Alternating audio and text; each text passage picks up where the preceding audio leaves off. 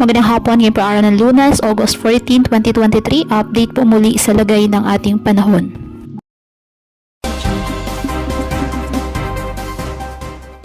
Ayon sa Pag-asa, southwest monsoon o habagat pa rin ang nakakaapekto sa Southern Luzon, Visayas at Mindanao.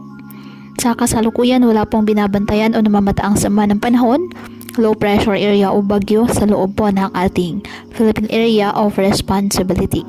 Wala ring nakataas na gale warnings anumang baybayin ng ating karagatan, kung kaya malayang makapamalaot ang ating mga kababayang mangingisda at may maliliit na sasakyang pandagat. Ngayong araw, ang Bicol Region, Visayas, Zamboanga Peninsula, Northern Mindanao, Caraga, Lanao del Sur, and the northern portion of Palawan, asahan po ang maulap na kalangitan ni may kalat-kalat na pag-ulan at thunderstorms dahil sa habagat. At ang Metro Manila at nalalabing bahagi ng bansa, bahagyang maulap hanggang sa maulap na halangitan with isolated rain showers or thunderstorms dahil pa rin sa habagat at localized thunderstorms. Kaya patuloy po na pinag-iingat ang ating mga kababayan sa mga posibleng pagbaha at pagguho ng lupa, lalo na kapag may malalakas na ulan, at ugaliin po na magdala palagi ng payong o kahit anumang panangga sa ulan kapag lalabas ng ating mga tahanan.